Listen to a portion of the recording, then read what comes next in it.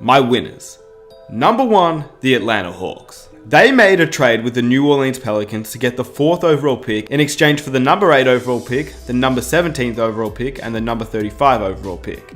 They drafted DeAndre Hunter at 4, which I predicted in my mock draft, and they also got Cam Reddish. I did not expect Reddish to fall to number 10, but I did expect him to be drafted by the Atlanta Hawks either way, with their original number 8 pick. And if you rewind in that video, I am very high on Cam Reddish.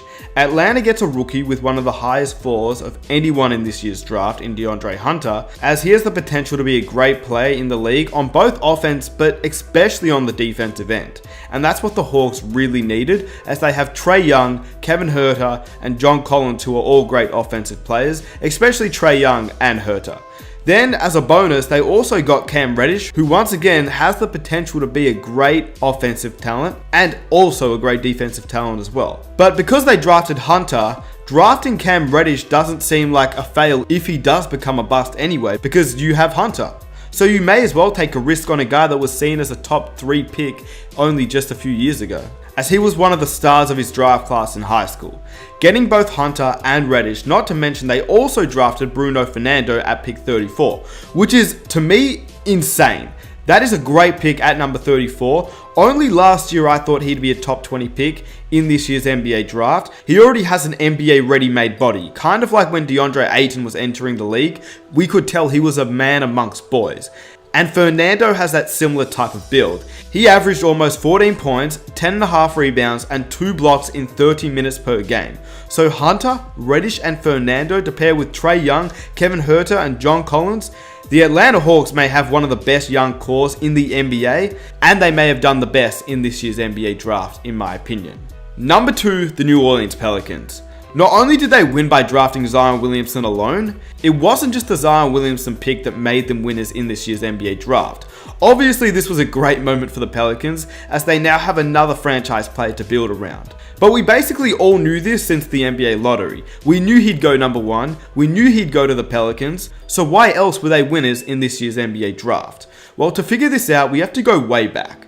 David Griffin, since taking over, has done some incredible moves that I think have gone a little bit under the radar. They started off this draft with just the 1st overall pick and the 4th overall pick. They obviously drafted Zion Williamson, which was something that everybody knew, but the Pelicans flipped that 4th overall pick and Solomon Hill's expiring contract and the 57th overall pick to the Atlanta Hawks for the 8th, the 17th, and the 35th pick in this year's NBA draft.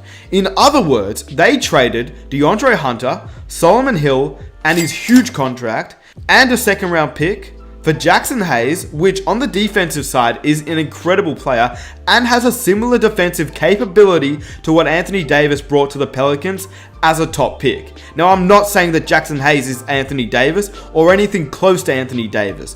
All I'm saying is, on the defensive end, when you watch him, he has the athletic ability and just defensively is a really talented player. Not to mention, the Pelicans were in need of a center, and they drafted arguably the best center in this year's NBA draft and a guy with a lot of potential. In addition to Hayes, they also got Nickeil Alexander-Walker, which if you watch my mock draft video, I thought he'd be a lottery pick and fall to number 14 to the Boston Celtics. So obviously I rate him highly. He's Shai Gilgeous-Alexander's cousin, he plays a little bit like Shai Gilgeous-Alexander, and he would be a great player to come off the bench. Considering they got rid of the contract of Solomon Hill, that leaves the New Orleans Pelicans with $30 million in cap space, which is enough to sign a free agent at good money. So they managed to turn Anthony Davis into Lonzo Ball, Brandon Ingram, Josh Hart, Jackson Hayes, Nickeil Alexander-Walker, the 35th overall pick, which they selected Marcos Luzada Silva, a guy from Brazil. They also get LA's 2021st pick if it falls in the top 8, LA's 2022nd pick if it doesn't.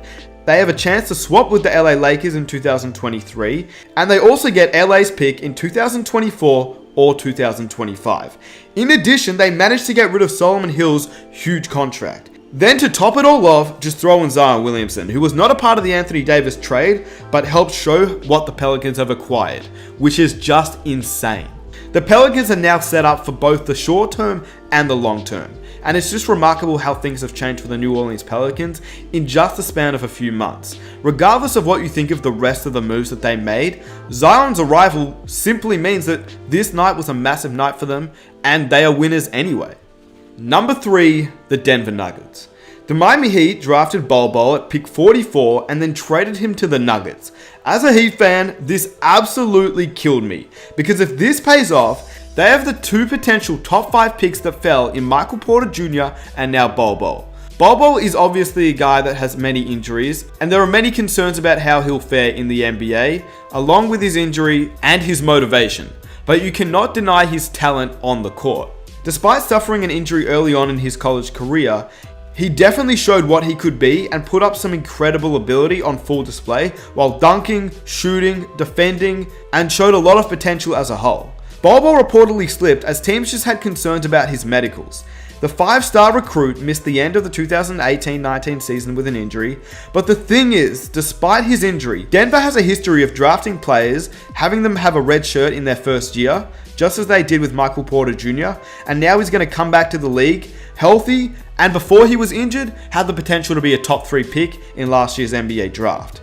They're just going to try and reproduce that with Bol Bol. And to me, if this works out, this could be a huge win for the Denver Nuggets, and I guess we all just have to wait and find out. Ultimately, the Nuggets entered this night without a draft pick, and they left with a prospect that many considered a top 10 pick only a year ago.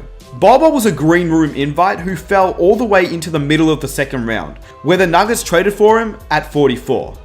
How, Sway? Number 4, the Cleveland Cavaliers. Sometimes with a team like the Cleveland Cavaliers, it's best to draft the best player available rather than a guy who's best fit for the team when he may not be that franchise player that you're looking for. And that is why they went for Garland.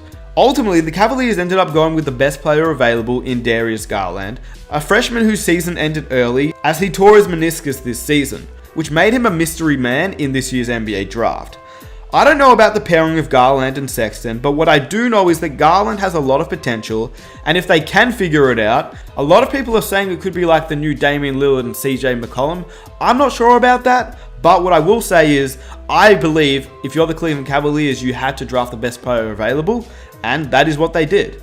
But that is not the only reason why they were winners in this year's NBA draft. They became winners when they drafted a steal, in my opinion, and a guy who I did not think would fall to this pick and this late in the first round, and that was KPJ, Kevin Porter Jr. The Cleveland Cavaliers packaged 4 second-round picks, along with cash considerations to the Detroit Pistons, to get the 30th overall pick and select a shooting guard in Kevin Porter Jr., which in my opinion is an absolute steal. And the reason he fell was due to his so-called immaturity, but if it wasn't for that, his offensive skill set would have made him top 10 to top 15 pick in my opinion. If he figures it out, the Cleveland Cavaliers could have a legitimate scoring threat within a few seasons alongside Garland and another first round pick in Dylan Winder, who showed potential as a 6'8" forward and a guy who averaged 21.5 points per game while shooting 67% inside the arc and 43% from beyond the arc. He is a guy that is worth taking a risk on, and the Cavaliers' future looks very promising. Not to mention they still have Kevin Love, which they can trade away to a contender for even more young assets. Now, these are my losers. Honestly, there weren't many losers in this year's NBA draft. I have a few teams here, but for the most part, most of the teams in this year's draft got what they needed, and there actually wasn't any surprising letdowns, apart from one team, and that was the Phoenix Suns. The biggest loser that I have is the Phoenix Suns. Cameron Johnson is who the Suns picked at number 11, when they literally had the 6th overall pick and had a chance to draft a point guard, and that point guard would have been Kobe White, which even if they didn't want White paired up with Devin Booker, he is still a point guard that they could have tried out, and a point guard that the Suns desperately need. I have no idea what the Suns were thinking to reach for Cameron Johnson with the 11th overall pick, and they added Dario Saric a year before he hits restricted free agency. Literally, what the actual Even Cameron Johnson's teammate, Kobe White, was surprised. Cameron Johnson just went 11th. How do you react to that news? He went what? 11th. Cam in Johnson the draft. 11th. Yep, it's right on the screen right there. Wow, bro. That's crazy. That's so love, bro. Because if y'all know Cam, you don't know how hard Cam worked. Wow, bro, it's such a, That's crazy, bro. Like, he proved it night in, night out that he deserves to be, in the conversation for a lottery pick, man. Wow, bro. I'm getting chills up here. Okay, maybe he was more surprised that he got drafted and was really happy for him, but surely a little bit of that reaction was his surprise that he got picked this early, when he was projected to go in the 20s. Cameron Johnson has had some health issues as well. He's been injured in every season that he's played in. He's had surgeries on both hips. He's a guy that could have been drafted around the 15 to 20 range, and instead of drafting a point guard, they drafted a small forward when they really needed a point guard. Literally, all they acquired from trading the 6th pick for the 11th pick was Dario Saric. That is not worth it in my opinion, and in fact, they got robbed. I feel like the Suns could have traded down in the draft even further than pick 11, still drafted Cameron Johnson, the man that they wanted apparently, and they could have gotten an even better player or a future first round pick, or future first round picks in general, instead of Dario Saric. Okay, now maybe that's a bit far, but on the positive side, what they could do, and maybe their reasoning for drafting Cameron Johnson, is maybe they know that they can get a good point guard in this year's free agency. I don't know, but D'Angelo Russell seems like a guy that could be on the Phoenix Suns next season. There's been a lot of rumors and speculation, and many people have come out and literally stated that he will play there next season. But at the same time, there's also been speculation and a lot of people denying this claim, but I just don't believe either claims. I believe there's 100% fact that Russell does not know what he's doing next season, because I feel like his decision will just fall on the decision of Kyrie Irving in the end. In saying that, what Cameron Johnson is good at is his scoring, and he's arguably the best shooter in this year's NBA draft. So pairing him alongside Devin Booker and DeAndre Ayton isn't a bad fit, but it's just not who I would have taken. The next loser is Chris Dunn. Whilst the Bulls were winners in this NBA draft, Chris Dunn was definitely a loser. With the Chicago Bulls taking Kobe White, that obviously isn't a good sign for the current point guard of the Chicago Bulls. He was a top 5 pick in 2016 and he's already on his second team after being drafted by the Timberwolves. He's yet to show any sign of consistency, and now that he's been replaced and most likely going to be the backup point guard, once again, it just doesn't seem good. Why